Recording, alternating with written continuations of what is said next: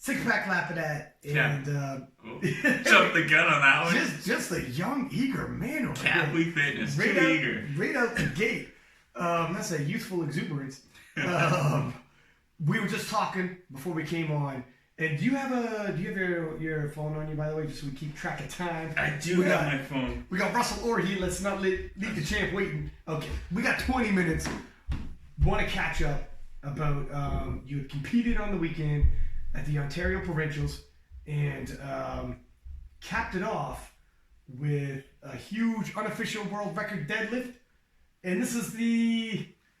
So repeated on the Canadian national record. Yeah, that 4 consecutive times. Yeah, that's just basically yours for here on out. They're getting tired of sending me those certificates. Oh, wow. Man, they missed my last one, too. I got an email them. Well, they're like, dude, just change the date and keep it. Just fucking get a pen and change it yourself. We're gonna email you the format and keep updating the date.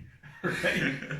and then the world record. And I was telling you, I seen on the after you hit that, because you were telling me you were cramping up a little. Man, this meet was the biggest mental test of my life. Yeah. Like, it wasn't even a big cut. Like, I've done bigger, but my body just did not take to the water cut this time. Like, wasn't having it. I felt bloated after. I couldn't eat. My muscles were cramping after all my attempts. Like, after all my warm-ups, even if I'd sit down and get up, like, everything would tighten. And I was just downing salt in order to just let my muscles relax after my lift so I get my next attempt in, essentially. It was bad. And you were saying, like, it looked like you walk around tight. So Kerry Dennison, he's in 120 kilo class. Like, after one of my attempts, I was walking out and he saw me and you could tell, like, my quad was bulging out. He looks at me, he's like, man, what happened to your leg? And I was like, it's just cramping. Don't worry, I'm good. But his reaction worried me a little bit. I looked down. I was like, you're like, what the fuck is wrong with my leg? You repeat. You're like, I don't know, man. What is wrong with my leg? Here's the thing. There's a point of too much sodium, and then there's not enough sodium. So it's one of those making sure you don't go overboard. So I mean, that's something I actually want to bring on. Like we already had Lane Norton one time. I would love to have either Lane or whoever who's like an expert in terms of dehydration, rehydration, and the whole protocol, like a for real scientist though. Not just the bro science veteran powerlifters who've been doing it for a hot minute, but break down the actual science behind it. But when you pulled your last deadlift, which is like an unofficial world record, I seen. You usually do your jumping in 2 heel. Did you do that? I did do it. You did? Okay. I didn't see that in the video, but you for sure were a drunk dude healing it down. Because the dude who was spotting you could not see your face. Because as soon as you hit it, he turned around, was like, okay, let me get the fucking fork and we gotta unload this. And you were like you got like... Man, I didn't know where I was for the next few seconds. I was like, whoa.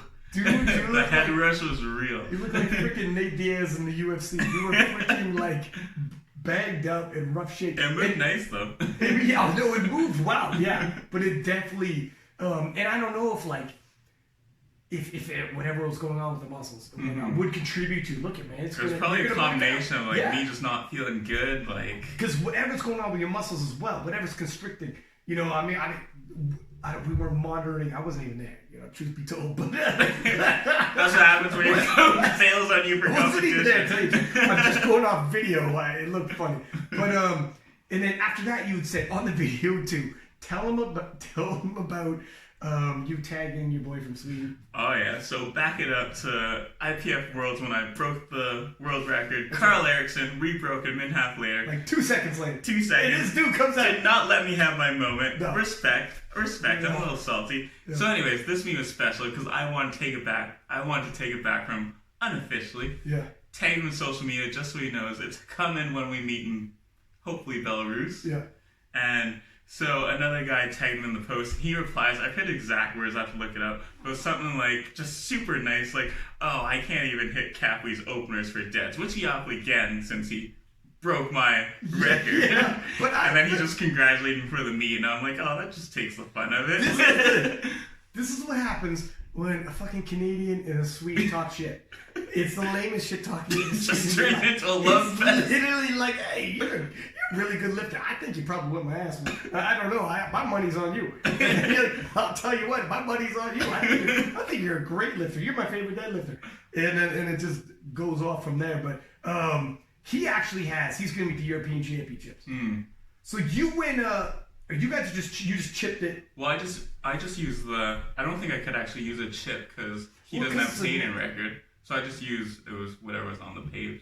Well, like you could chip because it's a national record, so you could chip. Oh, true. No, I didn't even chip myself. You didn't? No, I used it was 327.5, like 722. Oh, shit. Look at you, so man. I just used the regular increment. Let your balls hang out all over the place. Oh, man. This dude, people are watching like, this man could chip. You're like, fuck the chip. I want cookies. Well, if I only chipped myself, then I would have essentially I would have tied him. Or you could have chipped his. Like you could, if there's a national record, you could do any increment you want with chips. True. So you could have done whatever. You decided, we're going 2.5. We're just taking some crazy arbitrary number you pulled out the top of your head, and Matt, who's hanging with you, is like, all right, that's fine. Whatever you want, Chip. I'm not going to disagree with you. You're breaking world records. This obviously has some kind of meaning to you. But I was broken, muscles cramping. I'm leaving with that record. We're going even higher. So if that's the case, then how much did you chip Eric Carlson's? Like you must have went over his then, because he only chipped your world record. Right. Are you keeping track? You should. Yeah. I don't know the exact numbers. I have to look at exactly what he did. But off the top of my head, I don't have it right now. Yeah. Well, I'm sure he's looking it up. Because he's got the European Championships, I believe, early December. In, I think it's Lithuania. Anyways, we're definitely going to pay attention. Yeah. Oh, yeah. I want to do a recap show. And if he's there, we're going to be mentioning this. We got a bit of a back and forth with the world record. It's too bad you didn't have something on the calendar in between worlds and then. But it is what it is. Yeah, that's right. It is what it is. So you didn't see the UFC, obviously, or anything like that? No. Were there big fights this weekend? Well, there was Nate Diaz and Jorge Masvidal who fought for the baddest motherfucker belt. You hear about that? I did not. They made up their own belt. Oh, so shit, really? There's a world champion, and then these two decided we're going to battle it out for the baddest motherfucker. There's like, fuck it. We're the two bosses. You know what you should do? You should be like, listen, or he's the champ. Respect. But me and Eric are going to battle for the baddest motherfucker. Whoever's got the biggest lift in the three lifts, this is the baddest motherfucker belt. Russell might be the best overall, but... That's right. That's basically what those dudes are doing when they made the baddest motherfucking belt. And here's like a bit of a Debbie Downer story. We got a hot minute, so I'm going to tell you this story. On the way to the UFC, my boy told me about... so there's boxing matches that night as well. Canelo Alvarez was fighting. And apparently, so he's like, man, I watched a documentary last night. And like, I'm driving, I'm not drinking. And... I was like, all right, well, what's this documentary about? And he was like, there was a firefighter who, in 9/11, him, his brother, and obviously, like, you're super tight with your crew, ran into one of the towers in 9/11. And he was a hero. They were, like, saving people's lives, running in, pull people out, run back, going in and out, saving people. And then at one point, his brother and the crew went in, and he was still like with some people that they had taken out. And they're like, let me go in. He's like, no, we're going. You stay with these guys. We're going in. So the brother and a bunch of his boys went in. Oh, man. The tower fell. And his brother died. His boys died. And now he's like got that guilt. I should have went in there. You know, that's my little brother. Blah, blah, blah. Like that was on me. So he was like crazy PTSD, mangled by that. Super tough, super hard, right? And then, so he was a boxer. His brother was a boxer. They come from a boxing family. So for a long time, he had this PTSD. He was drinking. It was hard. So he started, opened up a boxing gym. Right. And he's like, let me give back. Opens up the doors. And he's like, I don't even care if it makes money. I make money as a firefighter and whatever. So just want to do something. Keep me occupied. So he opens up a boxing gym. Kid comes in. And the kid is from parents who are like, dad's a lawyer, mom's a doctor, something like that. Might be, and I don't know it exactly, but a well-to-do family. He doesn't need to box. Right. So the parents have some apprehension on it, and they're telling him, like, I don't know if we want you to box to the son. The son tells him, and he knows, he sees something in this kid. So he goes to the parents, listen to me, your kid's special.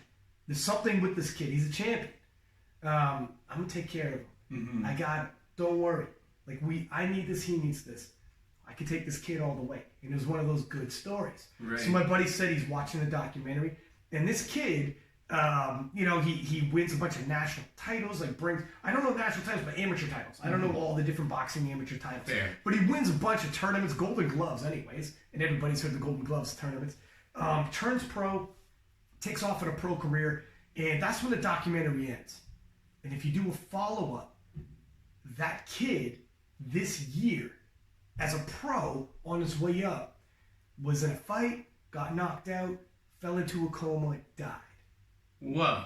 That guy was in his corner and had to tell the parents that he convinced he should let them box and that he was going to take care of this kid.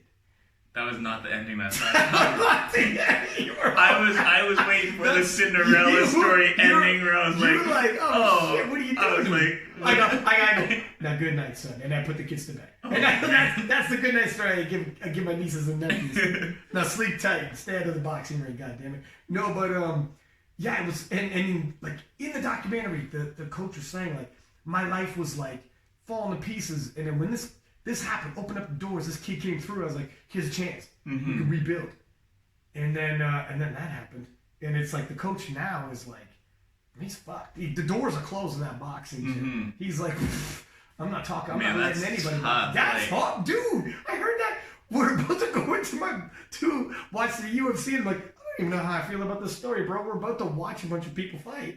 Right? Yeah. After you hear that story, I'm like cheering. So in the main event, Nick Diaz is like getting his ass whooped, lost every single round, and the doctor comes in right before the start of the fourth round, checks the cuts around his eyes, and is like, I don't like how that looks, man. And he lost every single round, and he's taking a bad beating, calls the fight off, and then the crowd's like booing, and they're super upset, and everyone in the room's like, what the shit. And after hearing that story, I'm like, hey, fuck it. The guy was losing.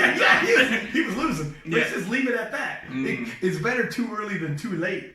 I think sometimes we forget how human these people are. Like, we just want to show, and we forget, like, these are people, like, they're just humans like us. Like, the thing is, like, a guy like Nick Diaz is so flippin' tough. Yeah.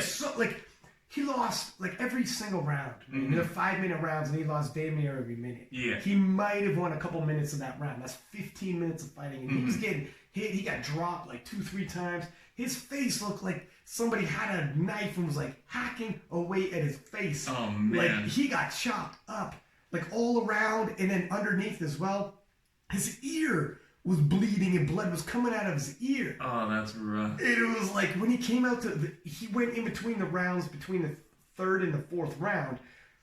His corner's trying to stem the bleeding, and you only got a minute. Mm-hmm. He comes back out for the fourth, and he looks like, like, damn, man, your corner did not get to everything. Like, they couldn't, though. Yeah. Like, his ear was, like, bad.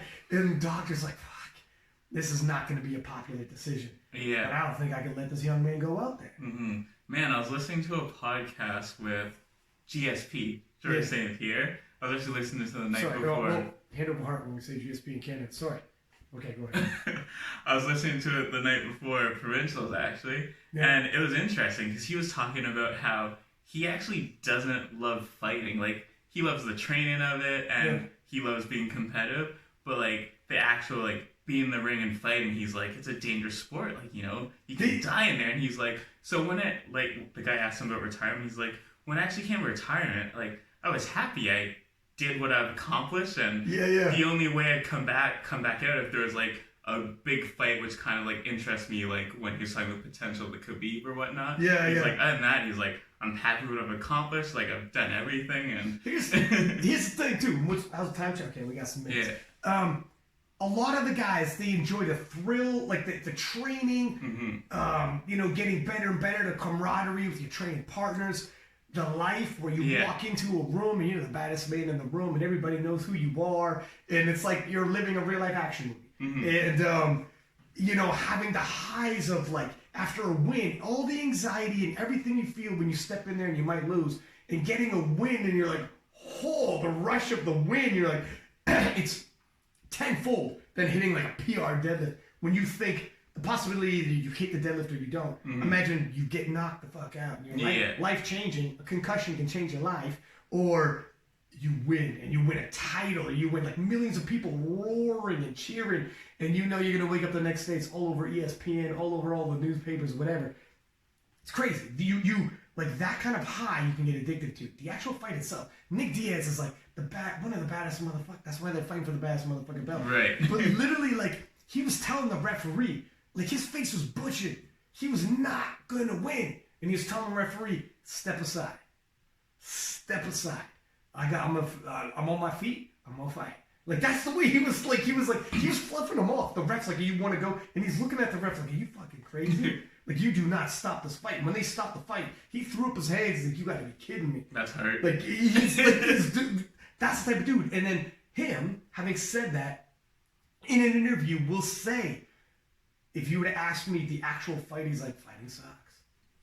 And he would say, like, the actual fight itself, he's like, yes, man, like, I got the heart, stubborn, I want to scrap it out. Like, but these guys, it takes a crazy mindset. Like, dude, you gotta respect them. All those dudes, like Masvidal, who was in there with them, they're like, the hardest part is the actual fighting itself, the training and all that, and the life, and then afterwards if you win, and the, you know, but it's so bittersweet.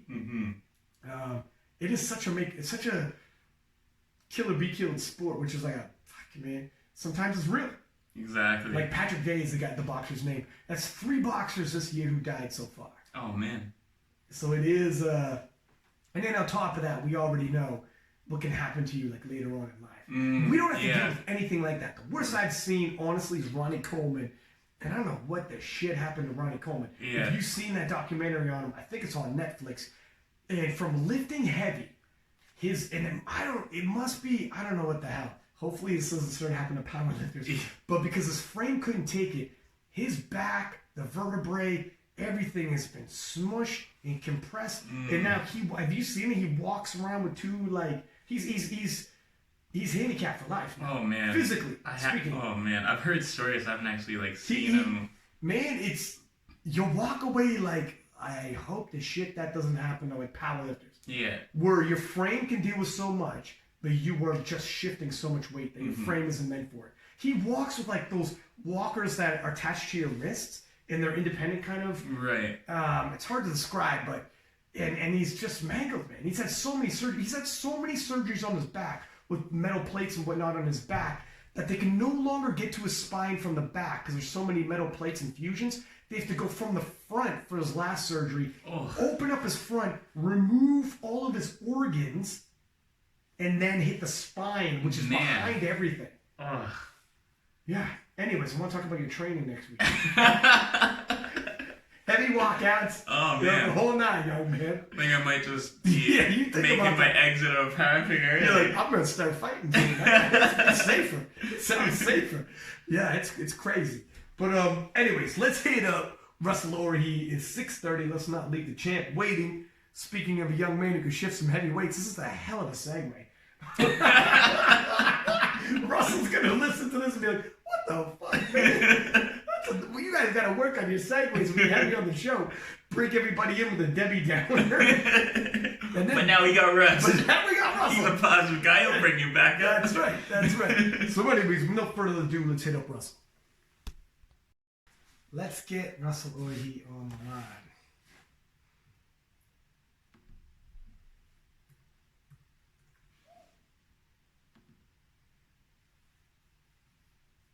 And you're back.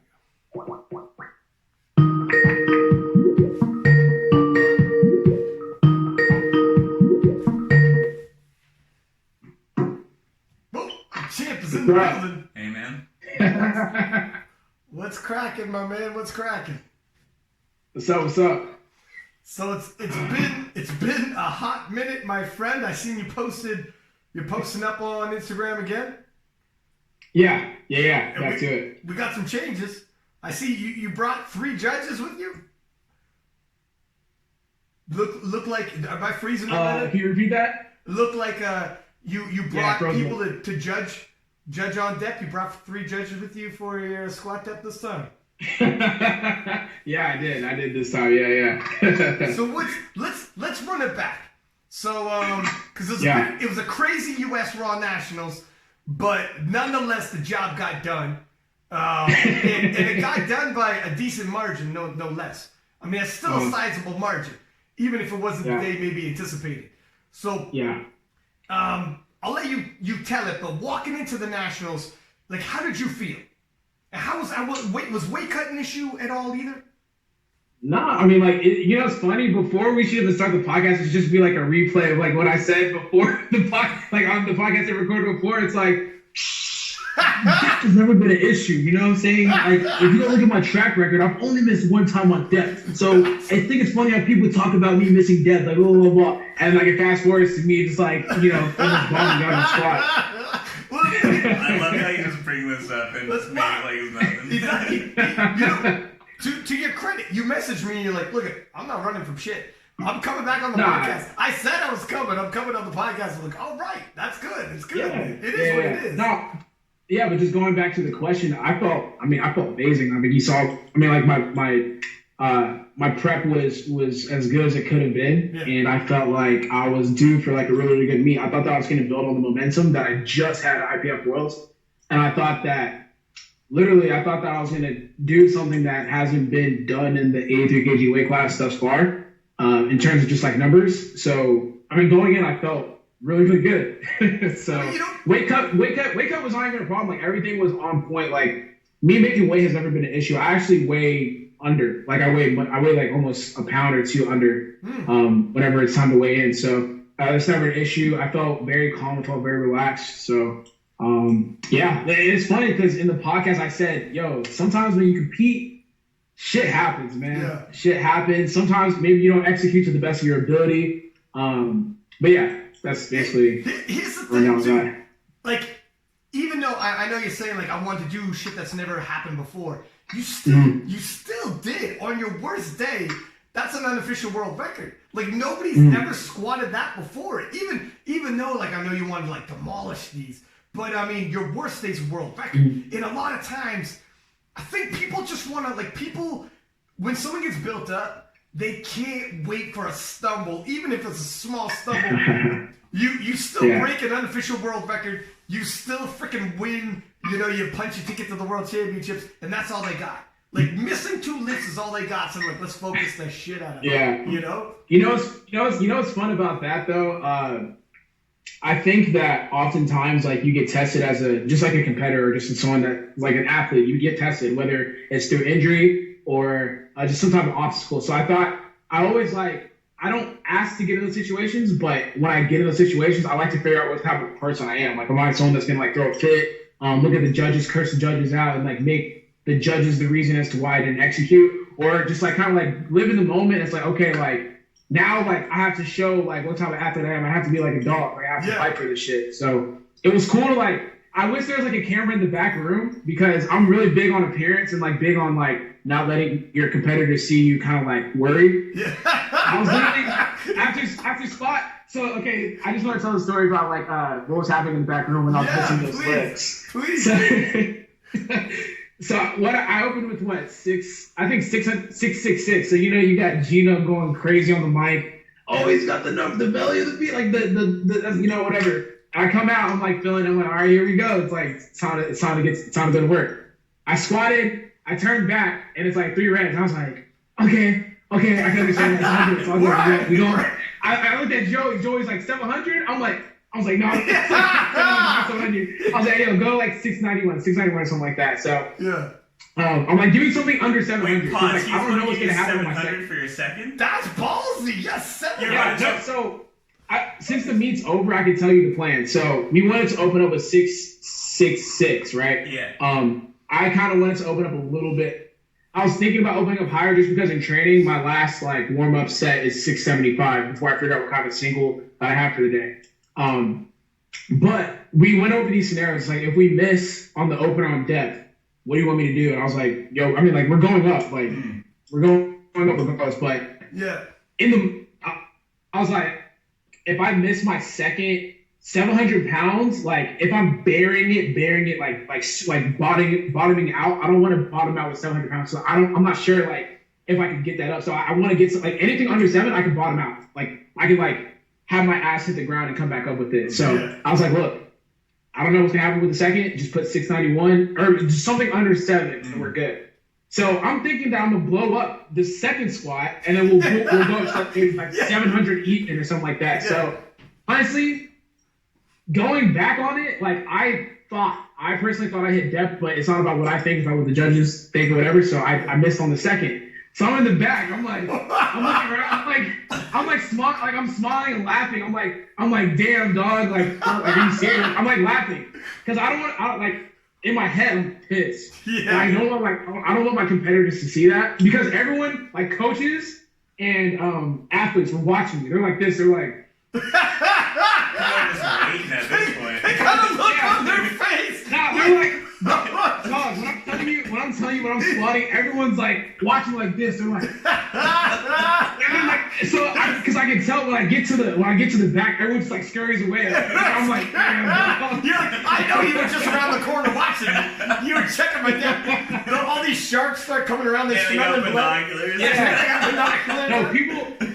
It's so funny because people are getting amped. They're like, okay, let's go, and like putting in numbers frantically. And I'm sitting there on the chair. I'm like looking up at the replay because they have a TV that has the replay. So I'm like looking at it. I'm like, damn. All right, well, third, we got third. Like, don't worry, we got third. And like, people kept talking to me. I'm like, yo, don't worry, I got it. Like, we're getting it for sure. And when I got that third, I was like, oh, like fuck, like finally. Oh, dude, that must have done your face just the relief. Yeah, dude, man.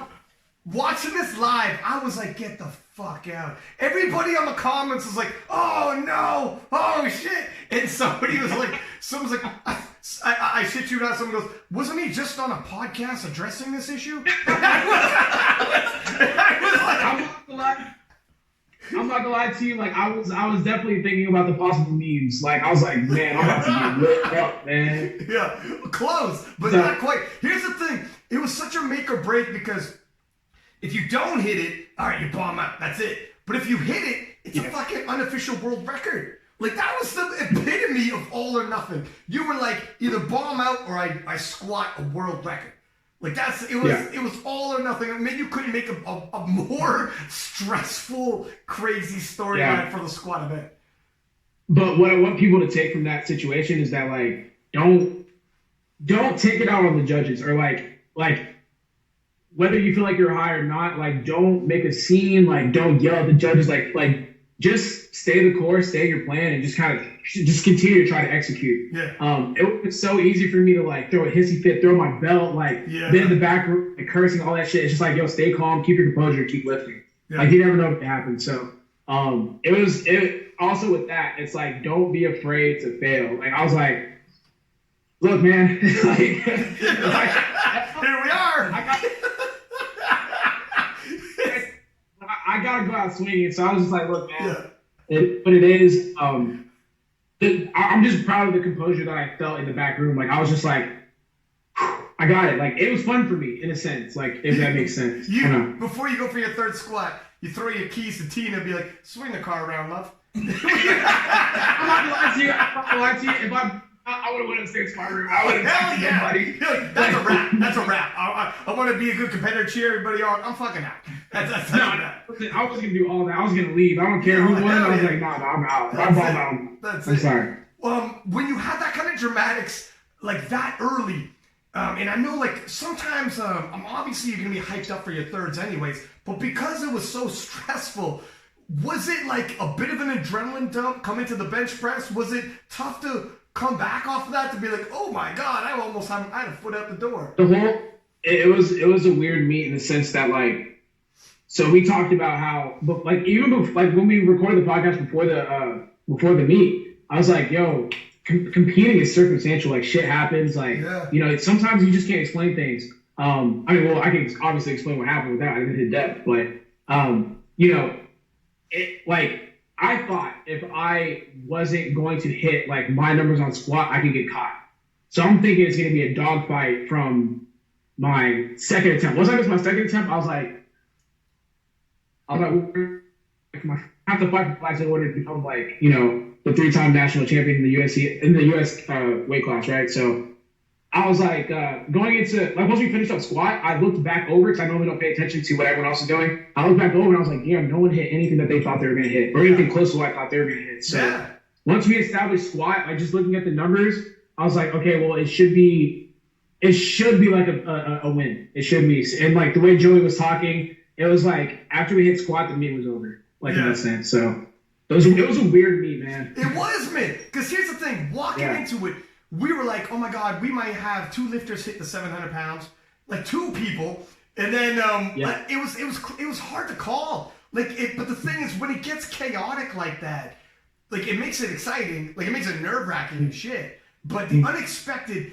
and I think a lot of people don't realize too, like this is what you can read about this shit, and your coach can tell you about, you know, what we'll do if these kind of scenarios happen. But until you live it, you don't know how you're gonna react. Like you experience, you have to live it. And you're a young dude.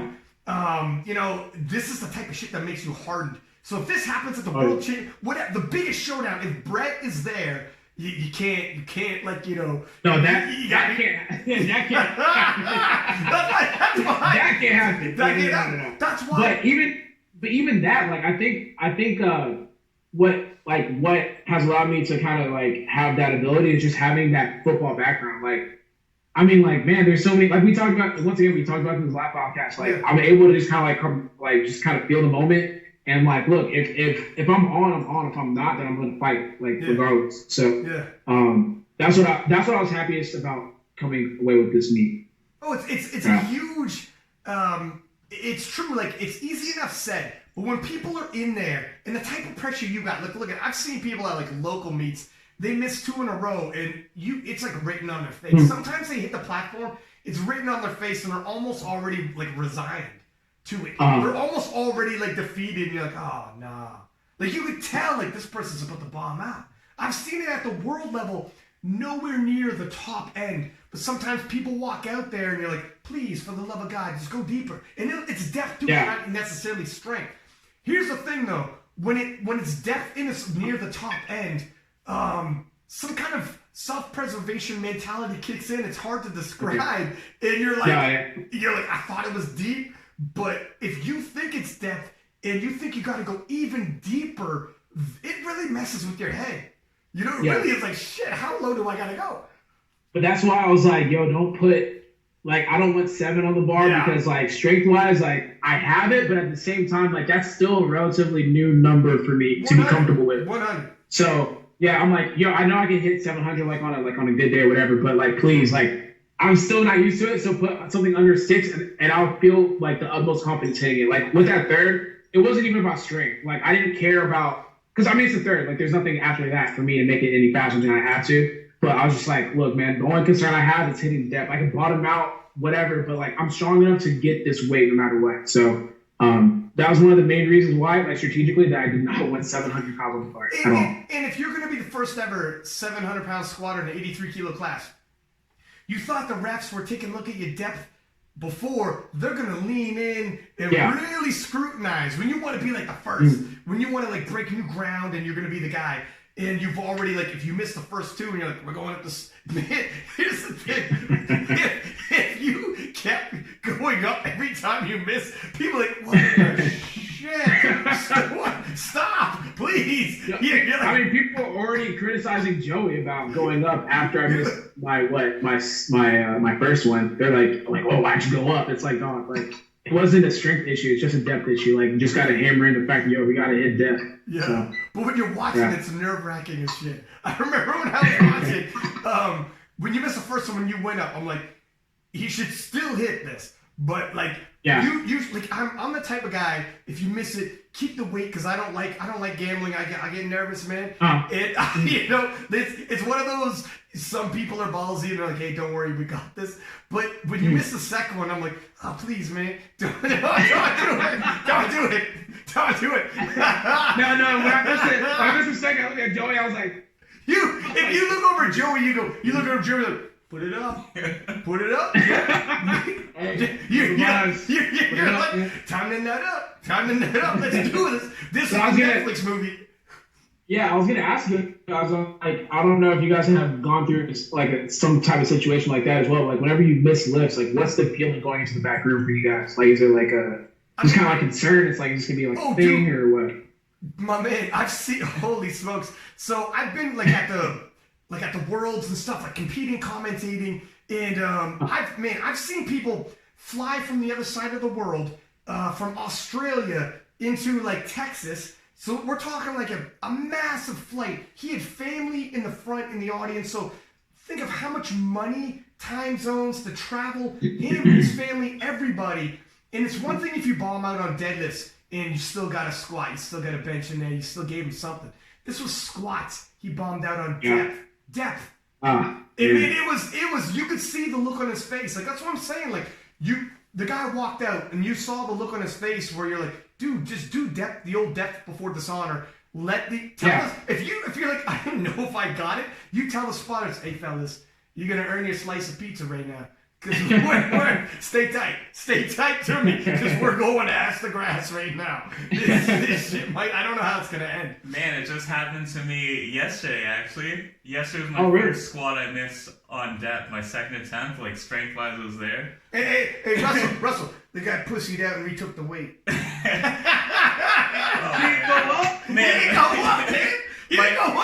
My hater asked me, he's like, do you want to go up? That was easy. And I looked at him and I was like, we'll just retake it. See, my handler had the faith that we're going to keep going up. Handler should be like, Russell, see, that's why you're not Russell.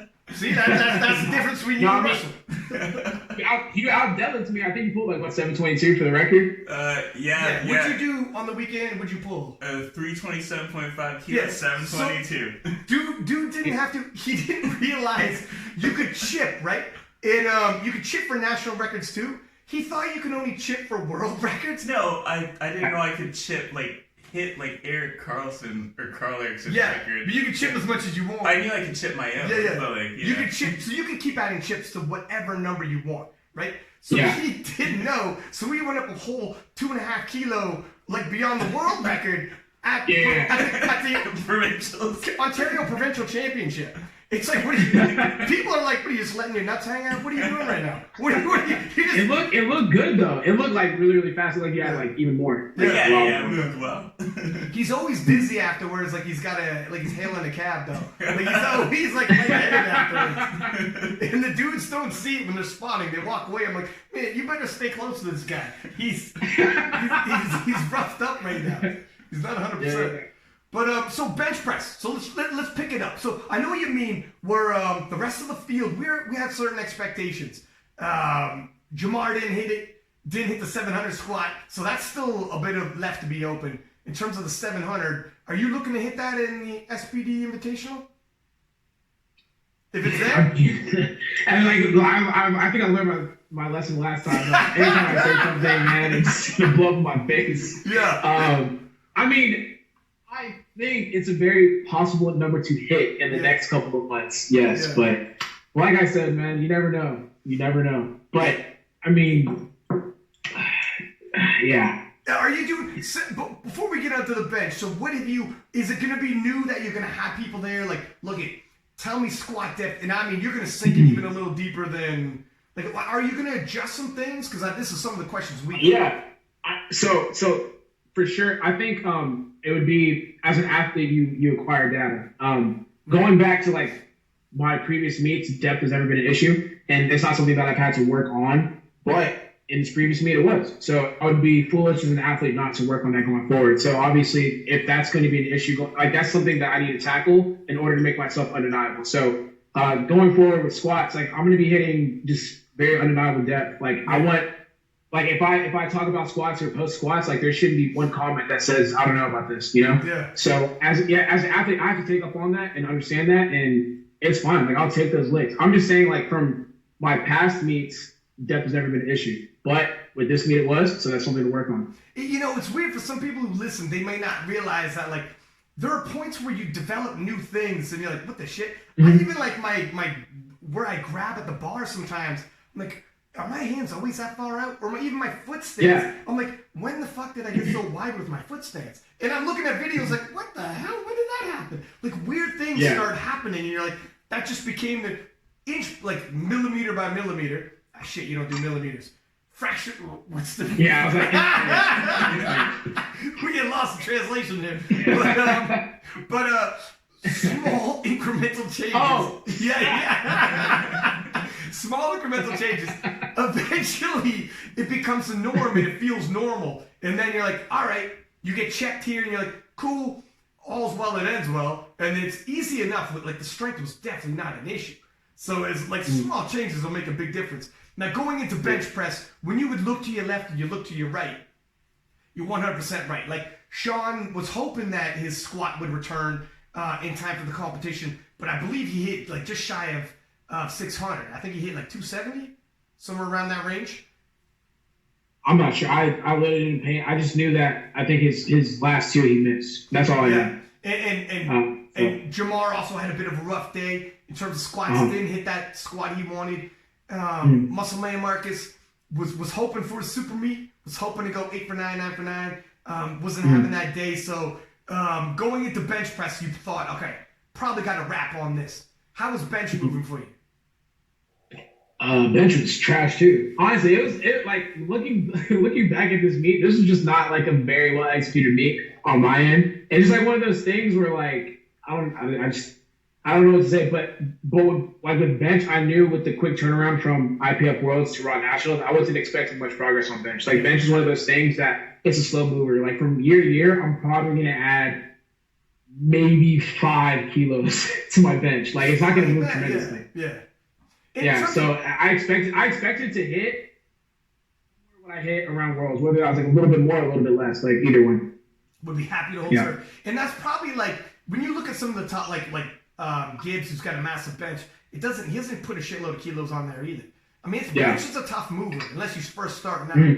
And you made some fast gains on bench to catch up, and you're medaling at world championships, etc. So eventually, 5 kilos here and there. And then the deadlifts, how did the deads feel? Like by the time you got into the deadlifts, it's tough because it's like positivity has a momentum and negativity when things like start shifting, you feel it and you can fight against it and you can push against it. No. Yeah. But it's tough when you start feeling like shit, man, this isn't the day I was thinking.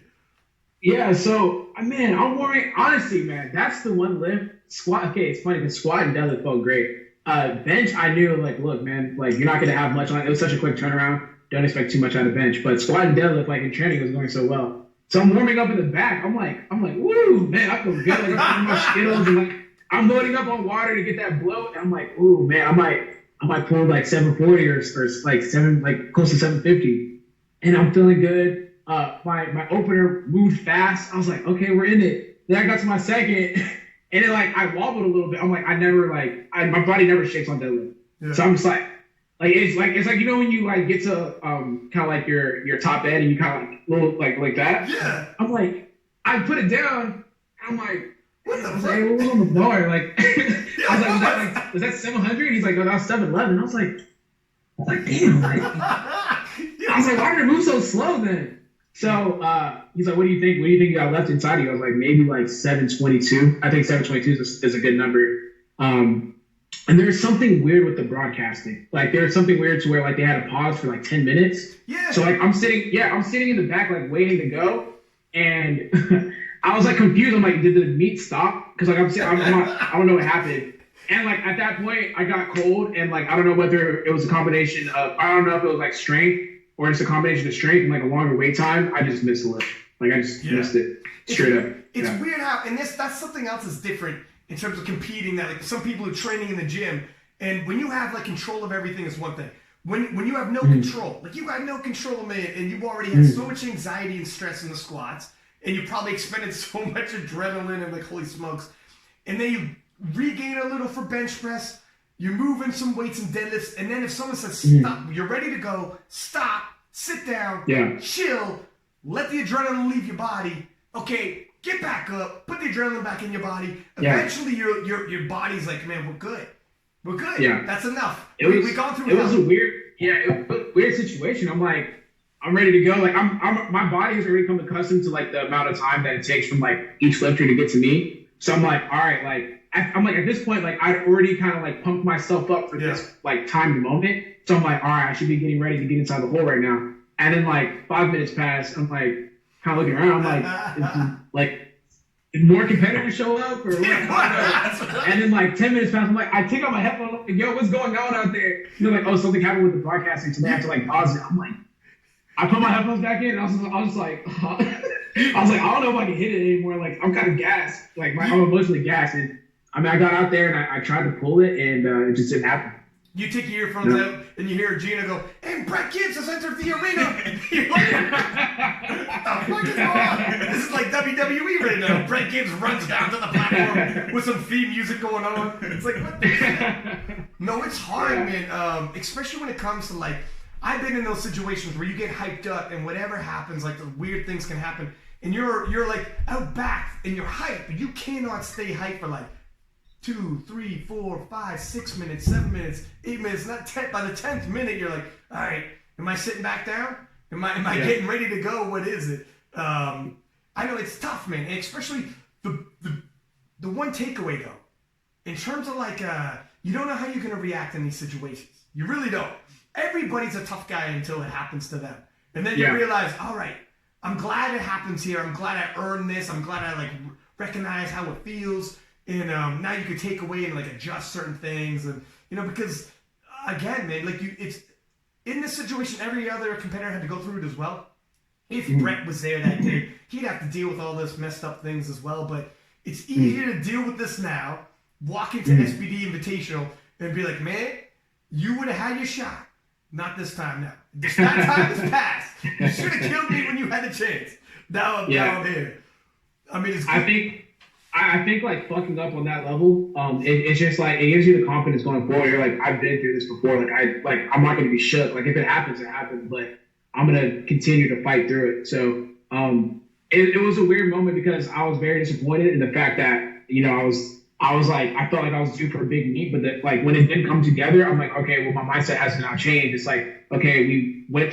I'm gonna have this perfect day, so now we have to fight to even get to first place. So it was just like refreshing to know that, okay, if I need to do this, then it's in my cards. You know, like I'm not afraid to fight it. Like sometimes it is. Here's the thing: you like expectations with numbers is one thing, but then there's also like expectations of if you get chin checked, you're gonna bounce back, and everyone's a tough guy until it happens to them. So when you walk away, when you like kind of like you said, get over the fact of okay, the numbers. I didn't get the opportunity to hit those numbers.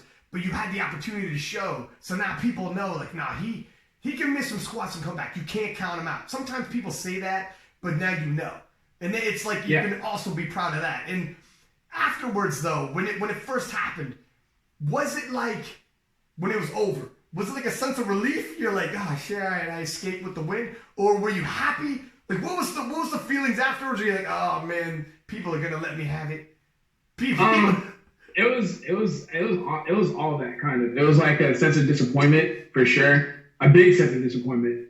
But at the same time, like I had 2 goals for this meet. It was to become like the 3-time Raw national champion in like an 83 kg weight class for the U.S. That hasn't been done before. Like people have been like trading it back and forth, and like there's been like 2-time champions. That was like a goal, and like the other goal was to like hit something like very, very high in terms of total. So being able to come away with 1, but failing at the other was like a weird feeling. It's like, well, I did this, but like I failed at this miserably. So it was just a weird feeling. It's like at the end of the day, I was like, man, I just want to get back to training so I could just like try to like just the only thing that can fix this is training. Literally training and hitting new numbers, and that's the only thing, man. I'm happy to come away with the win. It was like a relief feeling, but at the same time, I'm just like.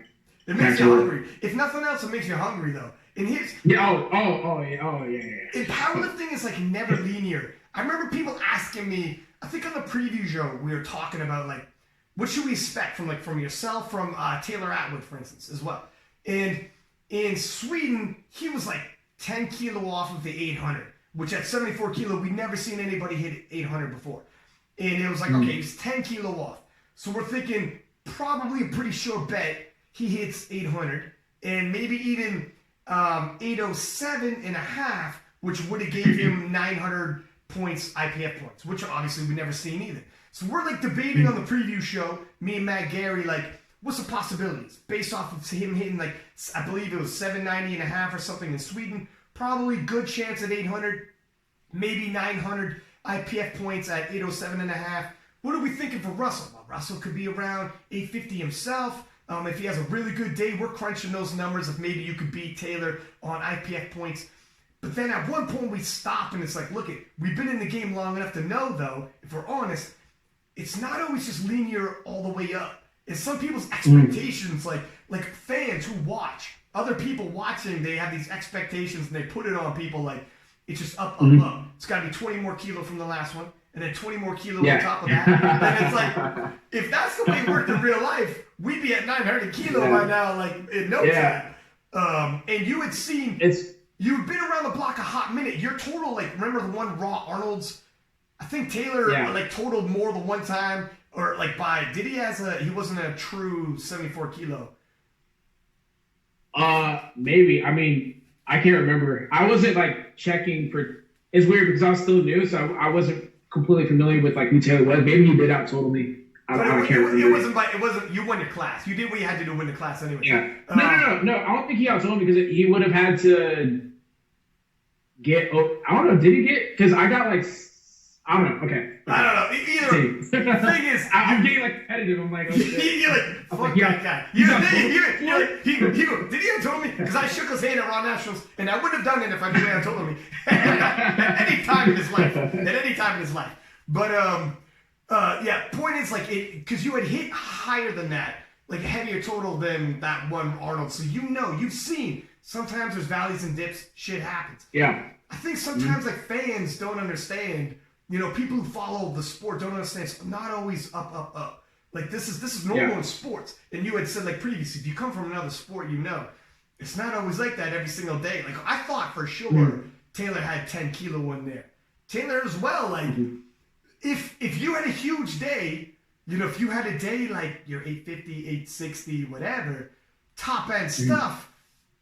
I don't know what Taylor ended up with IPF points, but it could have been there.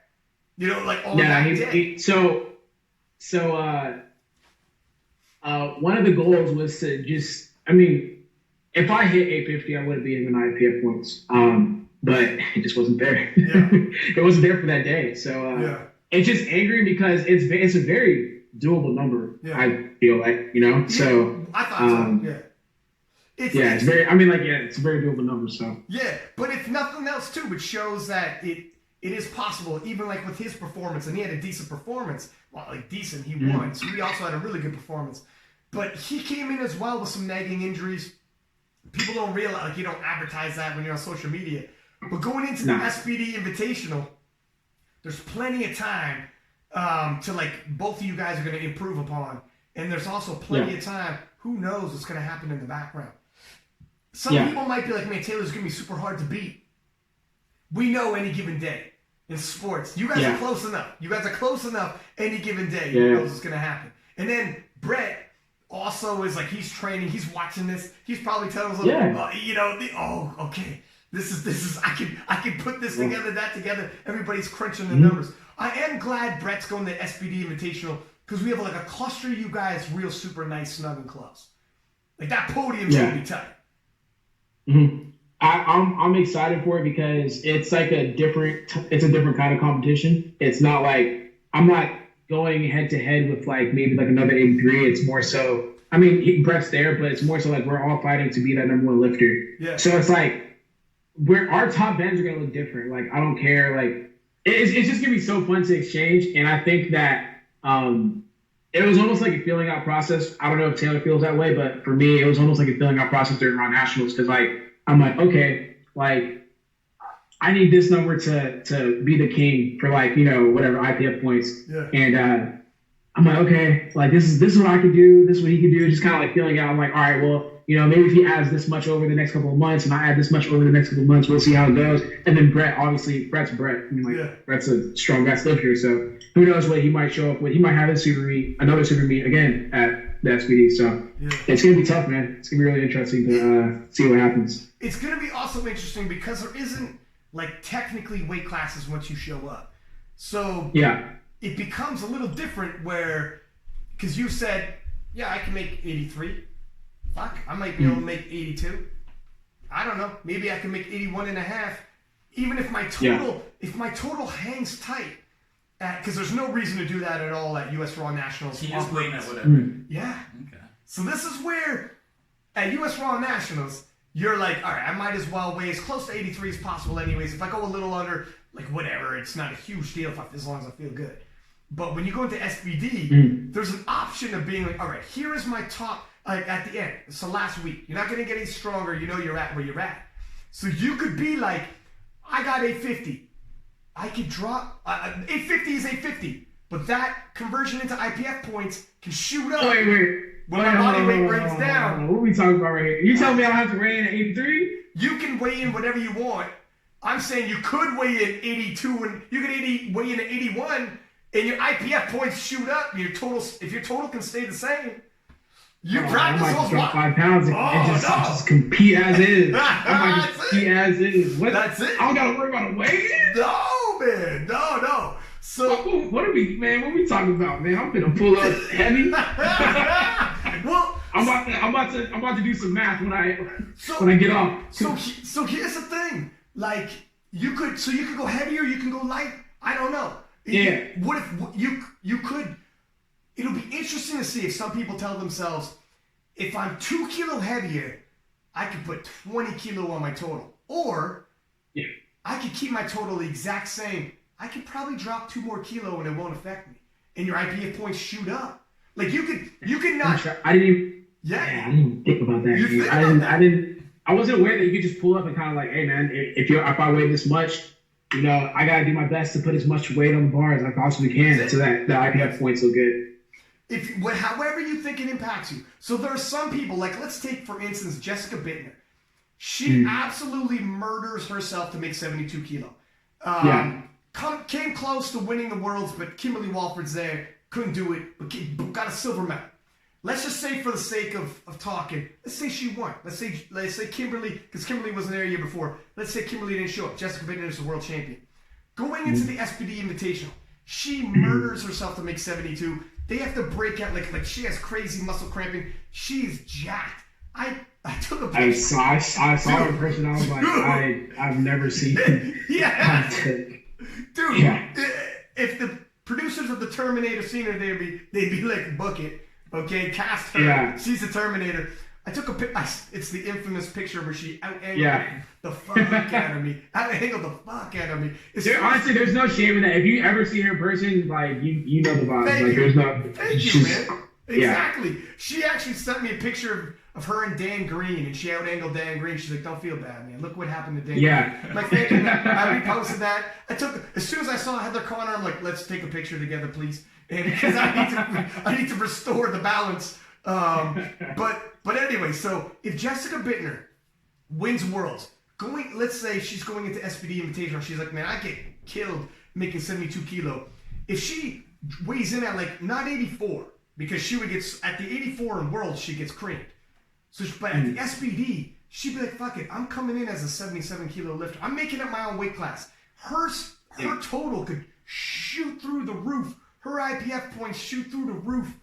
It's game. It's game right there. So it's like those intangibles. Or on the flip side, you have somebody who walks in fairly comfortably at their weight class and their top end strength chills. If they cut a further 3 kilo, same strength, it doesn't budge. They could drop another 3 kilo of water, won't budge it. But that 3 kilo of body weight down will jack up those IPF points even further.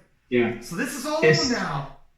It's tough. It's tough because, like, as a lifter, you have to figure out what works for you, man. Because, you have those performances walking around at a comfortable weight, but, I mean, maybe if you cut that water and you have to refuel, maybe all of a sudden it just changes your mindset, your dynamic, and then, like, you start acting weird on the platform. So, it's going to be interesting. I mean, I'm not going to tell. I already have my game plan in my head. I already know what's going to happen because for me, like, it's not difficult to make my weight class. Like, I constantly weigh in like I weighed in at like what 80, 82. I mean this previous me I weighed in at like what 82.3. It was like wasn't on purpose. It just kind of happened like that. At Worlds I weighed in pretty light as well. So it's not an issue for me to make weight. So if I could like save a kilo or two. I would love you show up and be like, God, is that fucking Ray Williams or is that Russel Orhii? You're like, surprise! You're huge. You gain like 100. You come in massive, like 220. Like, holy damn. But at the same time, like, you might as well just execute the same shit you've been doing previously. If you're a lifter, it's not too hard for you to make weight. For me, like, it's not for me to make weight, and I still have like my best performances on the platform. So it really depends. Like, you don't want to mess with the formula too much because so it's gonna be fun, man. It's gonna be interesting. Yeah, I think you're right. Like, that would not be the first competition to play around when all the money's there. And in terms of how much they're hyping it, like, I know they're dropping a lot into this. Like, the production's gonna be through the roof. They're looking for, I don't even want to say too much. I had Taylor on here. My man said too much. I got a message from SBD. They're like, hey, man, Taylor's he's dry snitching right now. He's saying too much. You guys got invites and they had some details, and Taylor's breaking it down. And you broke it down? A little bit, a little bit. And SBD is like, hey. But so I don't want to say too much. But it would not be the competition to go too crazy, like you said. Don't get out of pocket for sure, unless I don't think there's anybody who's gonna tinker too much, unless I don't know if like it would even be worth like a Ray Williams to mess around too much. If he's like Ray's pretty much gonna tell himself, look, I'm pretty much fine. I don't know if I'm gonna be able to win on IPF points. Like he's too far out in terms of like if he's crunching the math. But I think some of the women might be looking at it, being like, look at, like, Sam Calhoun's not going this year, but I know Sam Calhoun doesn't cut much at all for 63 kilo. And she probably, going to SBD Invitational, if she makes it for 2021, she'd probably be like, man, if it's going to bump me up and it's like $60,000, I might practice a couple weight cuts. I might at least check it out. But are you now mentally start looking at this now? Like, are you before this happened, before the U.S. Raw Nationals happened, were you even allowing yourself to contemplate the SBD Invitational? I mean, I had to. I didn't really have a choice. It's true. I had to respond pretty quickly. So I mean, I did what I had to do, and after that, I just kind of moved on. Like, I haven't even really thought about the meet, honestly. It's too far out. It's just all I can do at this point is just build. Try to build the best possible package I can build for that meet. And then as we get to like 8 weeks out, 4 weeks out, then that's when we start building that mindset. It's like, we're in tackling. So. Yeah, you can't really get too hyped too far out. Yeah. I've done It's too hard. Man, I've done that before. And by the time the meet rolls around, I'm like, you almost like, let's get this over with. Like, it's hard to like conjure up. You know what Caffrey was saying when he was just competing, and he was saying, like, you had a hard time, like, you couldn't get hyped up for this. Do you ever have that when you're listening to your music, you're almost talking to yourself, like, man, I'm trying to get hyped, and it's just not there. You're like, I can't manufacture it. Yeah. You can't, actually, kind of like your last deadlift. You're like, I can't manufacture the hype. I'm not hyped. And you didn't need it. I really just couldn't do it. Yeah. And you didn't need it. And that affects it too. If you're like, you don't need it, it's already won. There's nothing on the line. You've already cooled down. It's hard to get back hype. Maintaining hype is a big thing. Yeah, I mean, that happens a lot. Like, especially in training sometimes too. You're like, damn, like I want to hit this weight. Like, I want to get hyped up for it, but I just can't flip that switch. That's why I think flow as an athlete is so delicate and very important. Like, when you get in that rhythm of like you're just killing a workout, and it doesn't happen very often, but when it happens, I try to capitalize on it. So especially in a meet though, it's tough, man. Sometimes like you're just like almost in that relief feeling because like maybe you cut weight for the meet and you're just like thinking about what you're gonna eat after. And you're just like, oh, yeah. It's I had that. So Jen Milken episode like dropped like 2 minutes before I got you on, and we started talking about. She was posting for a little bit, then she stopped posting because there's pressure. And once you start posting, because your social media is like on fire. Everybody and their mother's watching if you're watching the IPF. And is it pressure sometimes? Because maintaining crazy numbers all year round is freaking, like you can't maintain. Your nervous system won't want it. Psychologically, it's very difficult to keep coming into the gym and like you're almost performing. Like when you have over 250,000 people following you, you're almost performing. Like when you post and you're gonna have that many views. See, that's something, I'm not gonna lie, that's something that got on my nerves with certain people, because like I know like the meme pages were saying like, oh, like I post for clout. Like I don't post for clout, man. Like I have a lot of followers. Like anything I post, it's, you know, whatever. So for people to say that like I post in order to get more traction on my page, like I certain to get more traction on my page. True. Like if I want to go inside the gym and max out, that's because I want to max out, not because I know it's gonna get a lot of hits on social media. I don't move like that.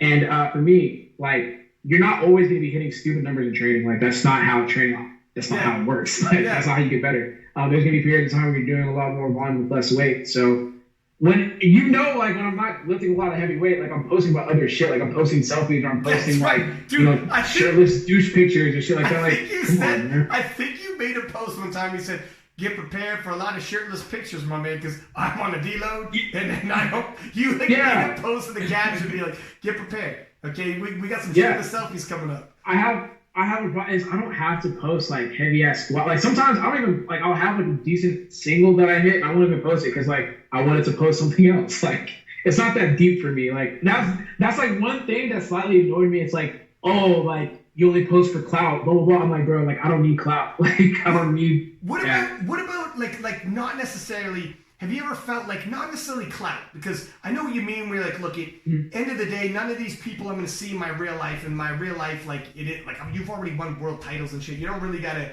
prove too much. But is it ever the point where, like, let's say you're just killing it in the gym and you're posting and the numbers going up, and you know that you can't go up forever. You're like 6 weeks out. And you're like, look at it. If I try to, I've already hit 700. If I try to continue to keep going up, I'm going to be at like 760 by the time the competition rolls around. And that's not, you know, I'm not a 120 kilo guy.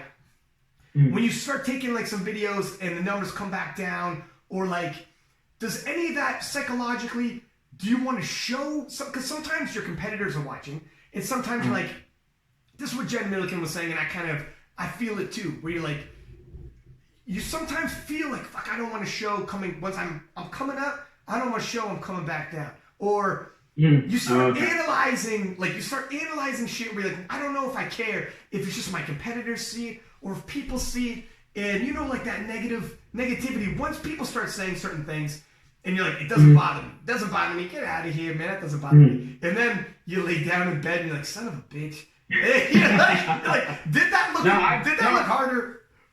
No, okay, so I relate to that aspect. But at the same time, like I think what I try to do with my channel is just kind of explain the ups and downs of training. Like you're not always going to be at your peak. I think I've done an okay job of explaining that on my channel. It's like, you know, as I get closer and closer to my meet, like, you know, my numbers might, you know, dip a little bit, but I know that whenever meet day approaches, like I'm going to be ready. Like I'm going to be hitting numbers that I was hitting at the peak of my taper. So it's like, I get what she's saying though, because I definitely do, like, I do think about comments maybe like when I'm in bed or some shit, but I don't let it, like, I think about it, but it doesn't really affect me. Like I think about it though. Sometimes like if a well-worded comment, or maybe it might be from somebody that you respected, you're like, ah, damn, like you said that, or it wasn't even an insult, but it could be like whatever. You know how when you're like I mean when I got on the podcast because Taylor said I wasn't his depth. I was like, exactly. I wasn't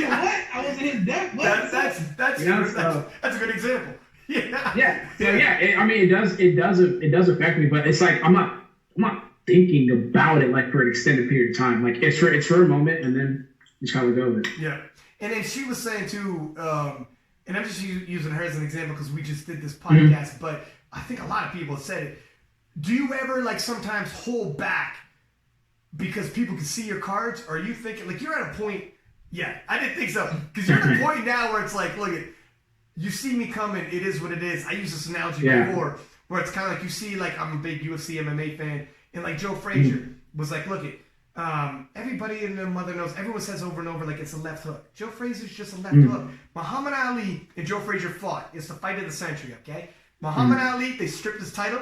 My man's reading the autobiography, right? I finished it. There you go. So I told you got to read this. It's phenomenal. So they strip Ali of his title. in his prime. Frazier comes out, takes Muhammad Ali's title. You have 2 undefeated world champions, first time ever. One of them is Muhammad Ali, by the way. And he's coming back, challenging Joe Frazier, fight of the century. And Muhammad Ali's like, this dude is a left hook. All he is a left hook. Everyone knows his left hook. I don't know why you're a fool if you let this guy beat you with his left hook because everyone sees it coming. And Joe Frazier says, 27 guys said they saw my left hook coming. 27 guys couldn't do fuck all about it. He's like, he's like, call it when you see it. Call it when you see it. So they fight. It's Muhammad Ali. They end up fighting 3 times. But they fight. It's Muhammad Ali. Fight is like damn near dead even. Last round, Joe Frazier knocks him down with a whistling left hook over the top, clocks Ali, drops him on his back, and Ali gets up, shakes his head, kind of like when you miss those early squats. He was like, "Son of a bitch," kind of like, "Son of a bitch." He was like, I like you on the podcast and missing those squats. He's like, I set myself up. He's like, damn it. However, kind of like you did, he won the second one, he won the third, he won the second fight, he won the third fight, he won like 2-1 in their trilogy. But it's kind of like you were saying where at some point, you got to have the confidence to be like, look, it is what it is. I can show you all my cards, and if you could deal with it, cool, but I don't think you can. This is the squat I'm bringing. If you could have squat lead, God bless. If you could deal, but everybody's got a plan until we hit that platform and the weights are shit. I will say, I feel like from what I remember, I'm pretty sure like her class is pretty like nip and tuck, so it's like very back and forth. So I can definitely understand like holding your cards back just to have that element of surprise and competition, because you never know what someone's going to do whenever they're in certain situations or they don't know what you're coming with. I can understand from her perspective as to why you want to hold back in training and not give too much. For me, it's just, even if I was in that scenario, I just feel like I personally wouldn't approach it that way. I just post, hey, this is what I'm bringing to you. If you can get it, you can get it. Yeah. Like if you got it, you got it. That's pretty much it. Yes. So that's just the way I approach things. And it's also because, I mean, like I remember my living is through my social media, so I just can't stop posting. You're like, I need that t-shirt money. What am I? Come on now. That's true too. That's true. Trust me, dog. I want to stop, but I can't. That's it. Yeah, exactly. It is what it is. And it's true. She has it's totally different scenario. She's got like her day job, and her class was super nip and tuck. I also had picked against her, and she could not wait to get on the podcast and let me have it. So over the course of the weekend, we had Jen Milliken. Man, I'm doing podcasts like crazy. We had Jen Milliken, Sam Calhoun, and Bryce Lewis. I picked all 3 against them. And every single person I had it rough. By the time Sam Calhoun came on, she's like, dude, did you pick a winner all week? And I was like, yeah, I do. People, dude, you know what? I don't listen to those preview podcasts before I get on. Before I compete, I don't listen to it. Nah, I can't. Yeah, well, that's the thing. Well, I said, well, I fucking picked Russell. And she's like, wow. She's like, everyone picked Russell. Everyone picked Russell. You picked Ray Williams too, right? I can't listen to stuff like that before I compete, because I get like invested into it, and like I start getting angry, and it's like a feeling that I just don't deal well with. I just like prefer not to do it. It's, you know what, and the thing is too, because we don't just pick, we like analyze. And you analyze, And so it's like damn, dog, like what they think, what? It's like damn. I'd much rather listen to it when I'm training, I'll probably go back and listen to it some other time, but like when I'm about to like compete, I'm not trying to listen to that. Yeah, exactly. It's kind of like again, throwing it to like UFC guys when they're studying tape or something. If someone says, like an opponent says, well, I mean, everyone knows when he jabs, he lets his right hand go down. Everyone knows that. Muhammad Ali stated that actually. He talks about his autobiography. So you say something like, all I'm saying is when you jab, you let your right hand down. I'm not saying anything. You know that. He words it like that. So then the guy goes back to the gym and he's like, you fucking believe that guy talking about I let my hand down. Anyways, he's shadowboxing. He's like, son of a bitch, my hand coming down? And then you start overthinking it. So then when it's day of, and Ali's peppering you, he's like, watch your keep your hands up, man. And it's in your head now. So that's the thing, if someone's like analyzing, if it's too much, you don't want to overthink things. When you just execute. Execute. Because people start putting things in your head, and you're just like, I don't know. If it wasn't an issue before, and that's the thing as an athlete, it's not like being like mentally weak. This is like a lot of athletes, like guys who talk shit. Conor McGregor does it as well, and he's like, I don't think these people, my opponents are weak. I think way more about them than that. That's not why I'm talking shit. It's because they care so much. I know he's like they say. I know what I do, analyzing myself. I will watch a video. I'm analyzing. What can I do to get better? Get better today. See? T-shirts, my man. T-shirts. And because you have that mind frame of getting better, and they all have that mind frame of getting better because they're athletes, if you plant some seeds in there, and they pay attention, they're on like the microscopic level, analyzing themselves already, and you just hear some shit like that, you can't, because you care so much, you can't help but be like, is there some truth to that? What is this I'm hearing? Because I think one of the things as an athlete that you want to, like at least in football, the one thing that you want to eliminate is thinking. Like you just want to react. Like you just want your body to move and react. Yeah. So if plant that little seed, just that like second or half a second of thinking, it could just fuck you up. So let's say like I'm going on to my third, I'm like thinking about what everyone's saying. Like that would play a role. Like that would play a role in the squat. So it's just like I try not to absorb too much and just kind of play my game and just kind of understand that like. Man, you just gotta like put all the noise out and just do what you can. So the hard part, like that. The hard part is when you like so when you can go into autopilot and just smash weights and do what you do. The hard part, and this is where you got chin checked and you came through, and you don't know how people are gonna act until it happens to them. Is when you have to think when they're like, hey, what you're doing, you have to change up and do differently. Yeah. So now you're forced. You're forced right there to like, I need you to think about what you're doing right now and go deeper and start analyzing. Now you have to analyze your squat. Now you have to, in the rep, you have to think to yourself, is this low enough? Should I go lower? And that's when, I'm glad we kind of came full circle because sometimes people, you try to explain to people like, what's the big deal? It's like, man, it is a big deal though. Like it is though. I know. You've literally done like 100 squats one way. Yes. And then the day of when you're supposed to be lifting the most weight you possibly fucking can, they're telling you, nah, you gotta switch that up, bro. Yeah. Like you gotta get a little bit lower, bro. Like it's just like, well shit. You gotta switch everything up. Instead of going into autopilot doing what you do, you're never more aware now. Now you're like hyper focused and hyper thinking, like, holy shit. When I'm in the gym just doing like training, if someone comes up and is watching depth, I feel differently about it than if I'm just doing it and nobody's watching. That's what people If people are listening and they don't get it, be like, have your friends scrutinize your squat in the gym. And now, times that by like 100, and you might feel the pressure Russell probably had on his second attempt, let alone and turn off all the lights around you, and then have one light beaming on you like this, and you can feel the heat going. It's a different. That's why whenever people are commenting stuff like that's why I posted that post about like the man in the arena. Like it's so easy for someone to criticize, but like when you're in the trenches yourself and you're actually you understand and you have that respect for others that have been through it. So like you understand when shit goes wrong, you're like, I mean, it happens. Like I can see how that happens. You're far more sympathetic. Versus someone that like someone who has never been through that, it's so easy for them to be like, man, but I can't believe you didn't do this, you didn't do that. It's like, bro, like trust me, if you're in this situation too, like you'd be able to see what's different. Did you, one thing I wanted to ask you, someone said something I didn't notice. Did you change your singlet during the squats? Yeah, they wouldn't let me go. So there's so many things that are happening. Dude, what happened?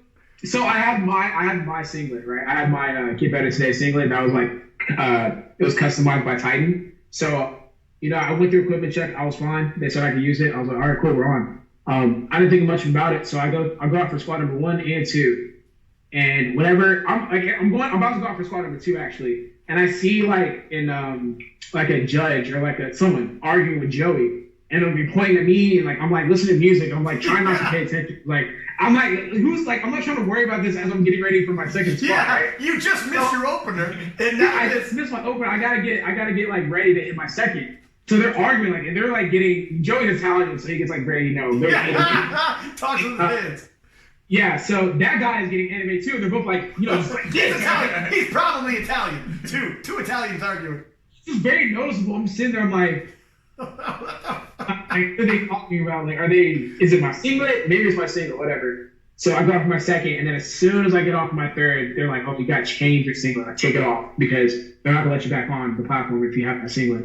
I'm just like, okay. Like, was this before your third or after your third?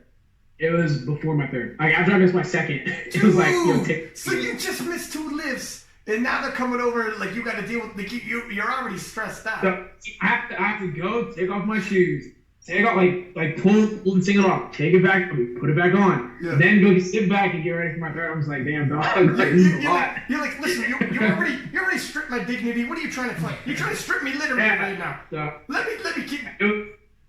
It was tough. So like, yeah, for that third, it was a change of singlet, and yeah, it was interesting for sure. I thought, and this is like when I see you come out and there's a different singlet. I thought you missed 2 squats, went back there and was like, get this fucking singlet off me. You're like, it's a singlet, get it off me. Get it off me. Get this fucking thing off me. It's funny because the shoes I had on, I was like, I don't really like these shoes for squat, but you know, I'll wear them. I also should have stuck with the shoes that I had used in training leading up to the competition. You were like, people were like, where can we get the singlet? I burned the singlet. I'm having new 9, the singlet's out. That singlet's out. That's it. The singlet was too tight.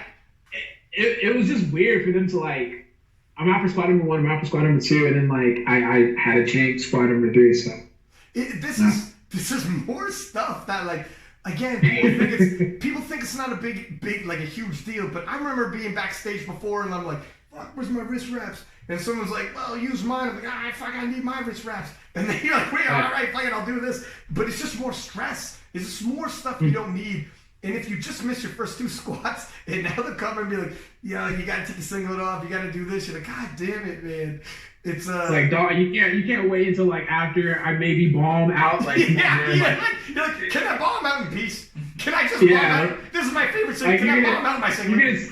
You're gonna say this right now, like I'm on spot number 3, bro. And I haven't gotten 1 yet. Like, come on, man. Like, shit. And the rep's like, I'm doing you a favor. I think it's a singlet. You got to give it.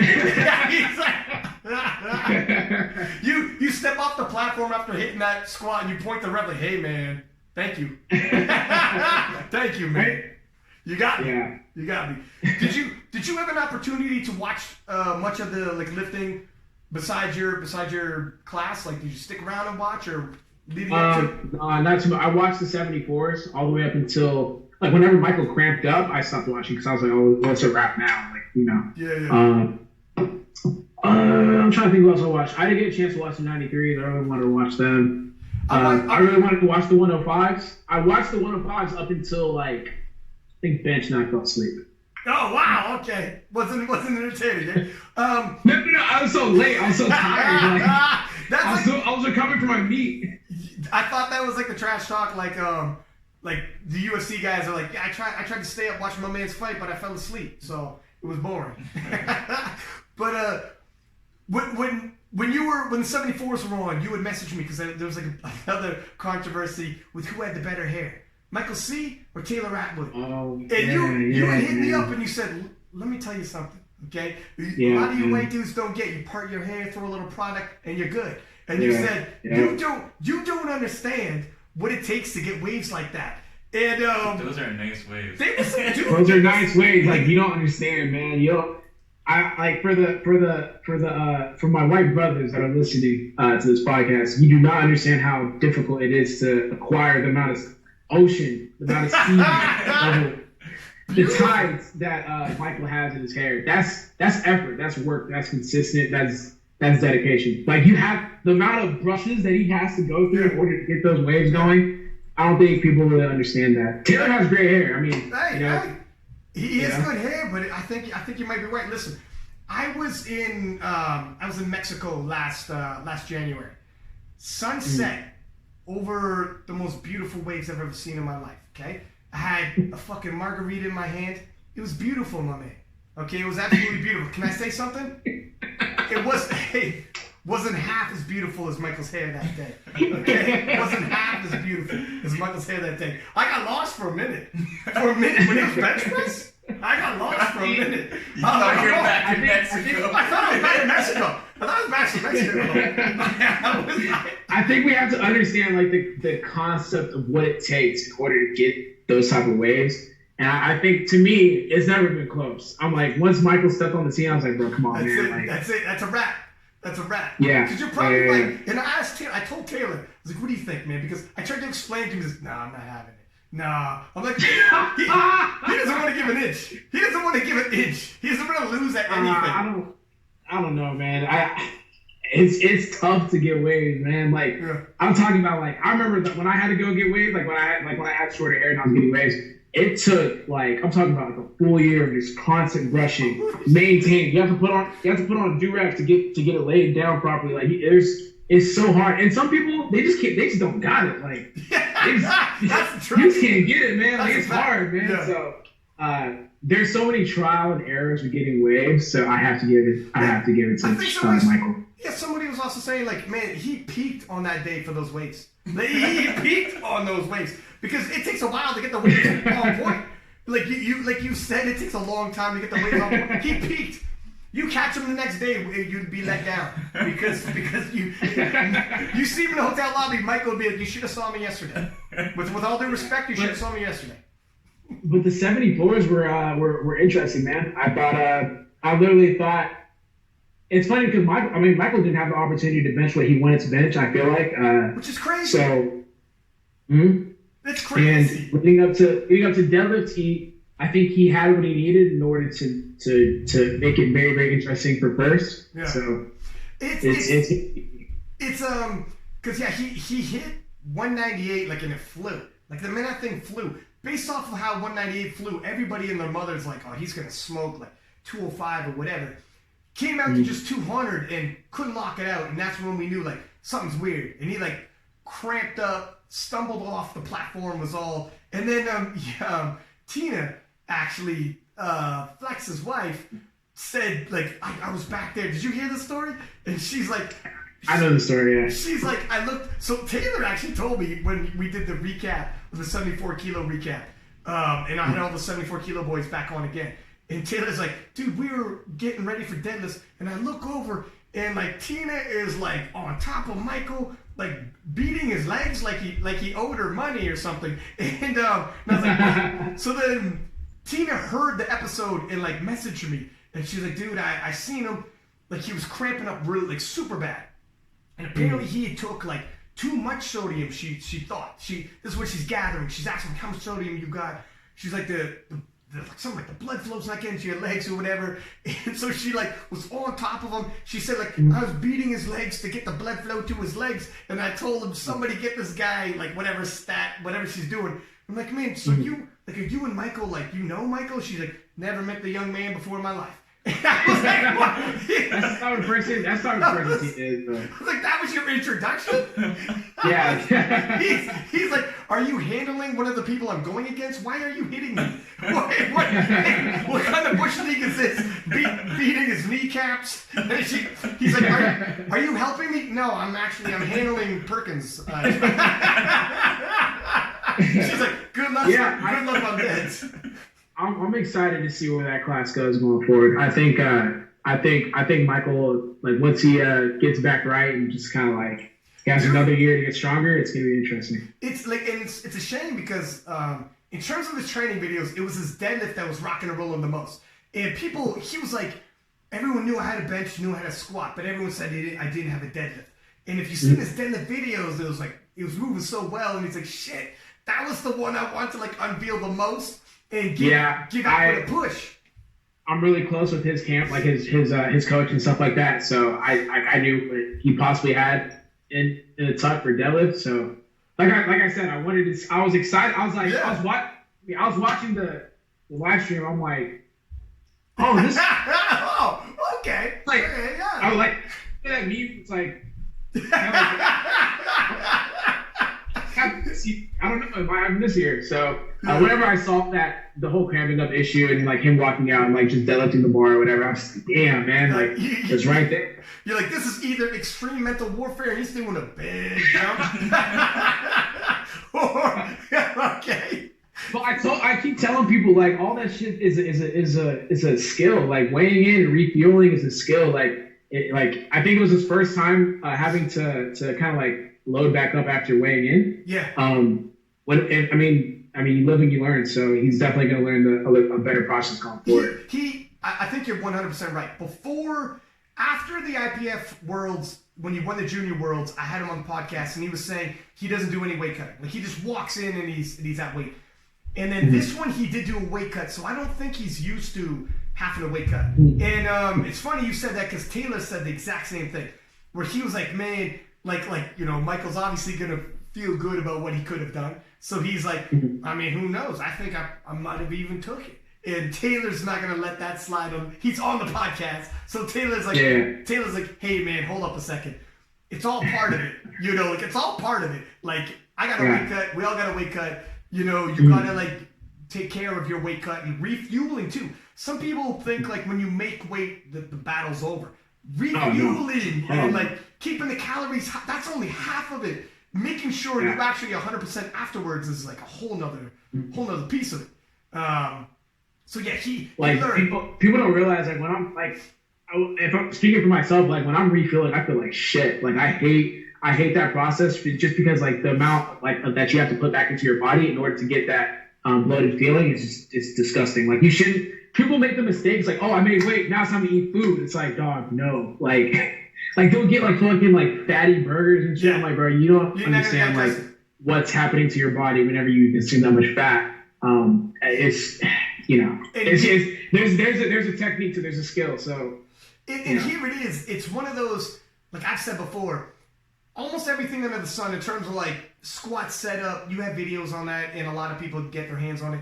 Coaching, like you want Joey Flex, Joey's taking clients. Whoever, like the strength guys with Taylor, they're taking clients. So you could get almost everything you want. But one thing that is still that secret weapon that a few people got and a few people don't, even at the top end, they don't have is proper weight cutting and water cutting. Yeah. If you got that, like Ricky Cho, look at that. That's a perfect example. Ricky was behind Michael, and then when Michael fell out, Ricky's like, oh, hell yeah. And he pulls an American record and he's onto the podium.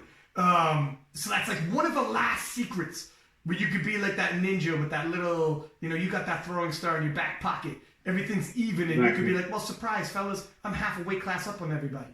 Here's one thing that Michael said. He's like, went on the podcast, so he's like, look, you guys got to preview what I'm capable of. And he's like, I'm gonna sort out my water cut.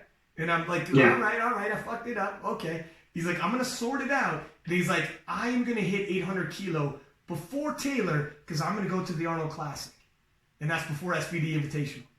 I don't put it past him. He could be the first, man. He could be the first. I'm telling you, man. He's coming. He's still adding muscle mass to his frame. Like he's a jacked dude. Yeah, he is jacked up. But he posted a picture with him in supplements. I'm like, what the fuck? This dude looks huge. Yeah, he's a jacked dude. Like I didn't understand how he was 74, honestly. But you know, I didn't know he walked around like at 74. Like when he told me this was his first weight cut, I'm like, damn, dog. Like he's like a little bit taller than me, but like he has muscle mass in it. It's not like a skinny dude. No. So yeah, I mean, I think his plan is to keep building muscle and like kind of like maybe hovering maybe like 7 pounds over his class. Yeah. And then just like if he gets good at that water cut. Yeah. That's it. Man, it's be tough. Being like, there's a reason why there's weight classes. Like when you're bigger, you move more weight. So if you're just like Perkins is also, he's under the weight class. Perkins is like walks around as like 61 kilo or whatever. No, not. If there's 70. No, sorry. 161 pounds, I meant to say. And they have like 163 pounds when they weigh in. So he's like 2 pounds under, but he does no cutting at all. He just walks in like 161. I'm like, dude, you should be like 171. Cut your water. You're gonna be like, that's half a weight class. Like, you know how much stronger you so much mass and muscle you can put on to that frame. But he's also super young too. 20 years old. 20 years old. And he's really short. I'm short. He's short. He's 5'2". He's 5'2". See, that's the dude I got to take pictures of. No, he's not. No, actually, he might be. He's short, man. I was like, he's like, oh, Russell, and I was like, oh shit. Like I'm looking down. I was like, oh shit. But he's very compact, man. He told me he's 5'2". And but I'll give him this. Yeah. I tell you what, he's 5'2". Good looking kid though. Got some waves on him. Okay, I'm not knocking him. Good looking kid. He's Mr. Watch Your Girl, man. He's a good looking kid. So He's a very energetic guy. Dude, I met him for like 5 seconds. And he was like screaming. I was like, oh my god. Yeah, that's cool. You should have seen. You didn't see the deadlifts, but dude, he's putting on a show. He's like unclasping his belt and walking up. He almost moonwalked off the stage. Like I swear to God, the guy's a show. For real? Oh, he was so in the moment, man. It was beautiful. Yeah, he was killing. Yeah, I'm excited for him to be for his future of the sport, just because like we need those kind of like characters inside the sport. It makes it a lot more interesting. It's funny you said you're excited for his future. In the recap show, I said, man, this kid's the future. And then the kid, he changed his Instagram to the future. I saw that. He's like, that's honestly, that's a good nickname, man. Dude, that's a good name. For sure, especially when you're 20 years old. Austin's future. Yeah. That's hard. And is there anybody in your weight class? See, here's the thing. You and Taylor are kind of in different situations. Because Taylor has like a shitload of dudes who are coming like fast, like gaining really fast when they're like 20 years old.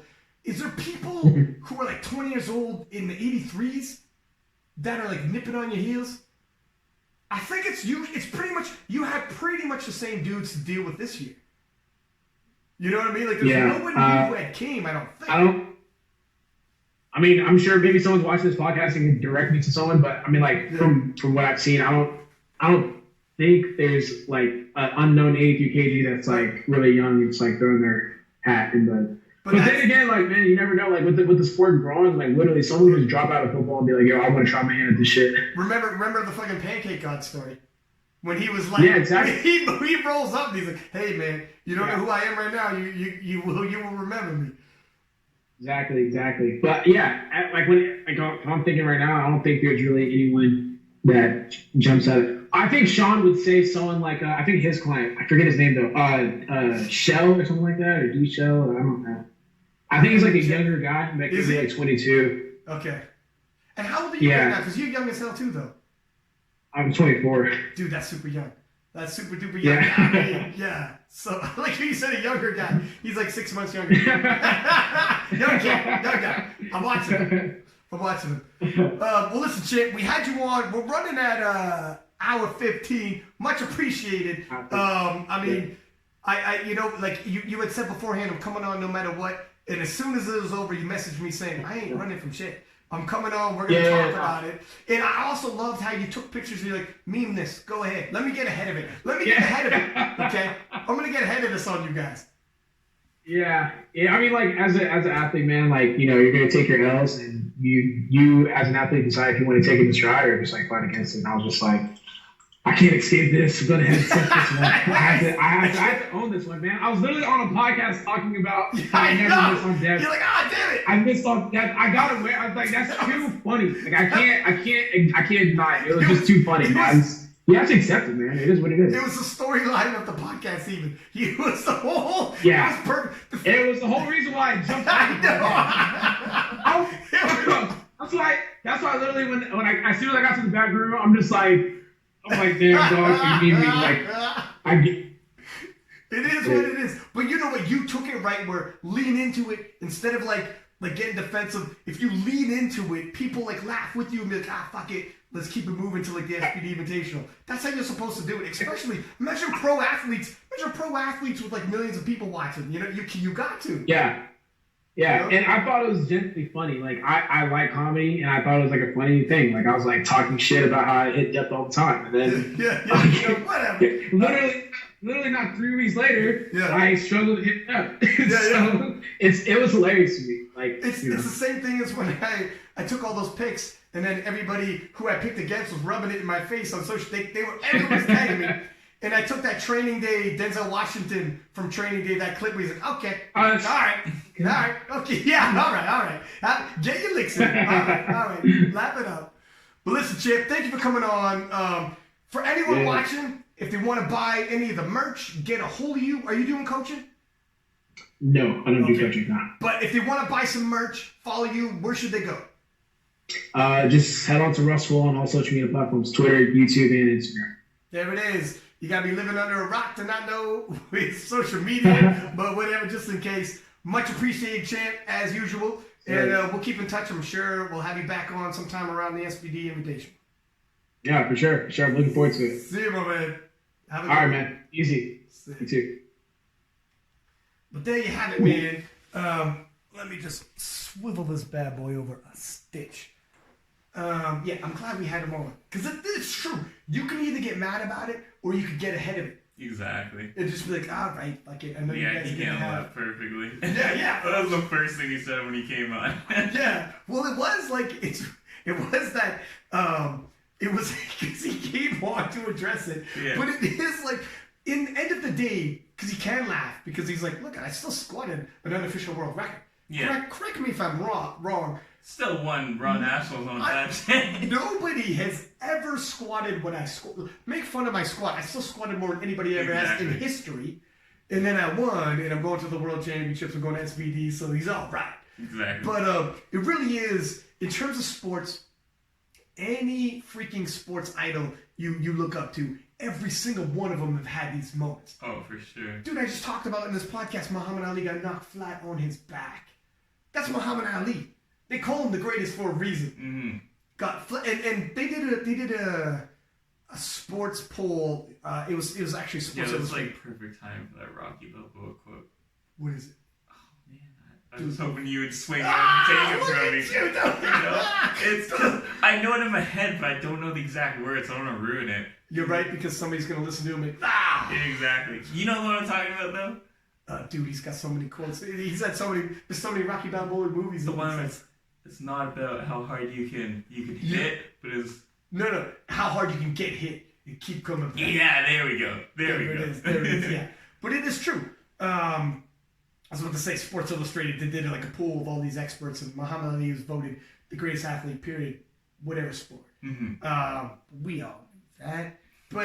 But even Muhammad Ali, the greatest of all time, knocked flat on his back, humiliated, but knocked flat by a left hook that he said, there's no way in shit you're going to come in here, I know what you want to do, and you're going to be able to do it.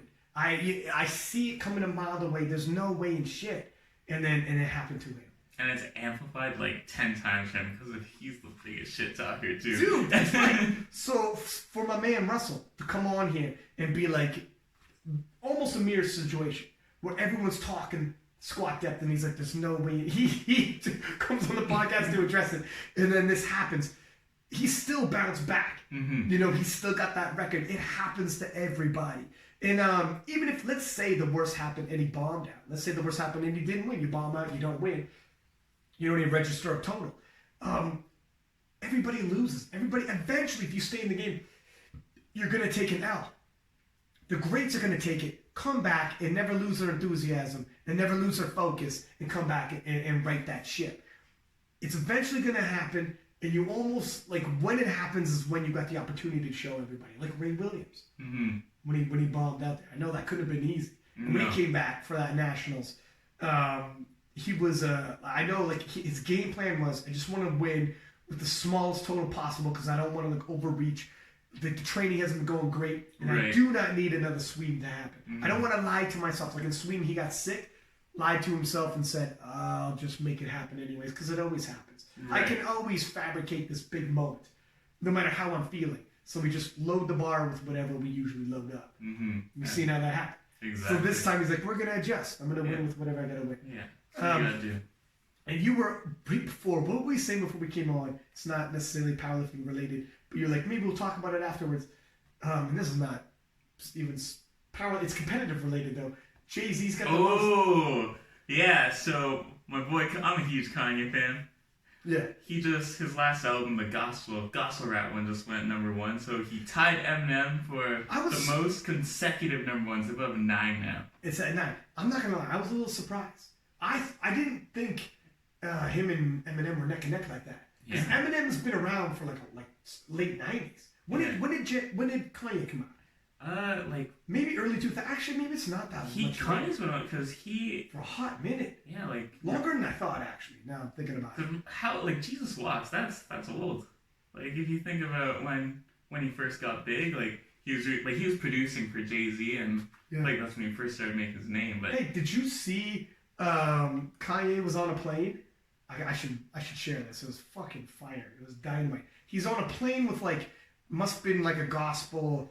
Was it for like some choir? Yeah. And they were doing like the choir. they were all huddled around him in like business class, and somebody had a phone or whatever recording it, and the choir's going bum, bum, bum, bum, bum, with their voices, and then he's bobbing his head, and you're like, was this recent or was it old? No, it just happened. Oh, I haven't seen it. Dude, I'll send it to you. And like he's bobbing his head, and he's about to come in. Yeah. Like, oh shit, he's about to. And it's their voices, like they're harmonizing. I'm not doing any justice by doing it. And then he comes in and starts spitting. And dude, he's like, I don't want to argue about his facial features, blah blah blah. And he's coming in like after you need to features, that's the way. And he's hitting it. And some people are in the choir, some people just bought business class tickets on that plane and are like you just got your money's worth. There's like some 65-year-old grandma's like, what the shit is happening right now? But you got your money's worth, or you're scared as shit right now. She probably started when everybody started going bum bum bum. She's probably scared as shit. Probably by like the 8th bar, she's like bobbing her head, getting into it. She's going, what? She's hitting the chorus with them and everything. She's like, man. But dude, it was so fire. As soon as they started doing the bum bum bum, and you start getting shivers, man. Something about live, it was completely acoustic. Yeah. But when you were a choir, you are the band. Exactly. And their voices and whatnot. Yeah. Dude, it's on Instagram, so it's only 1 minute. So you see the lead in, him kill it, and then the chorus. But he's like, guys, show me the way, blah, blah, blah. I want somewhere to find the full version. That shit has to be on my phone when I'm lifting. You will hit PRs like a motherfucker. I'm definitely going to have to get that. I was surprised with him matching M. I didn't think he had 9 in a row, but now that I'm thinking about it, he has been around for a hot minute. He's been around for some time. I just remember Eminem in the 90s, which is like forever ago, man. And when I think back, I'm like, oh no, like they're different eras, but they're not really different eras.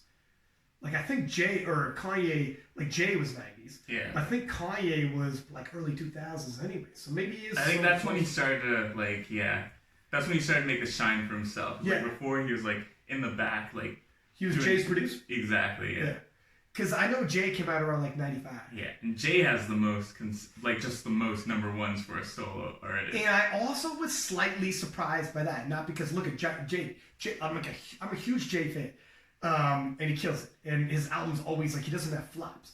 But I thought Eminem had, like, oh, nobody's going to outsell Eminem. But it wasn't records sold. It's #1s, which means the amount of records. And I think Jay for sure, like Eminem's had periods of like he's had periods of drug rehab, almost dead, didn't put out nothing for like 4 years straight, was Ghost. Yeah. And then came back with Recovery.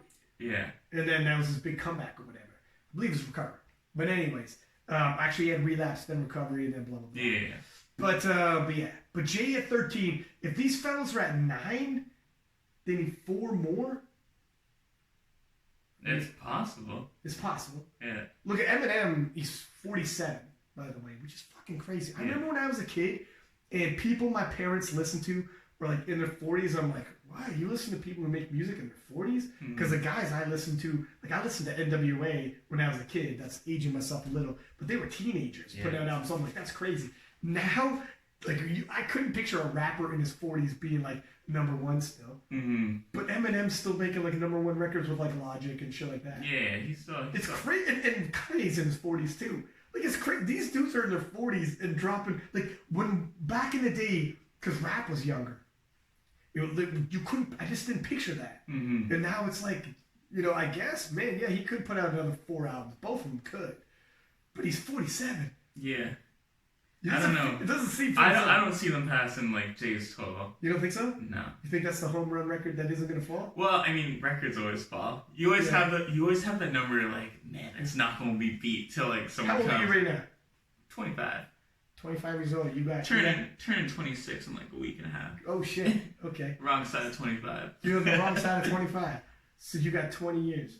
You need to put out 14 albums. Challenge accepted. You want to be my producer? That's right. Well, we got a lot of work to do. First, we got to brush up on our talent. In high school, grade 12, in our Christmas concert, I did a rap. Rock the mic? I did a music video because I didn't want to go live from the school. So me and my buddy made a music video for this. You kind of people like What the fuck? Man, it was sick. Was it? It was sick. No shit. But I have that CAE book till this day. It's just locked. It's locked up. Oh, come on. You either saw it live or that was what you got.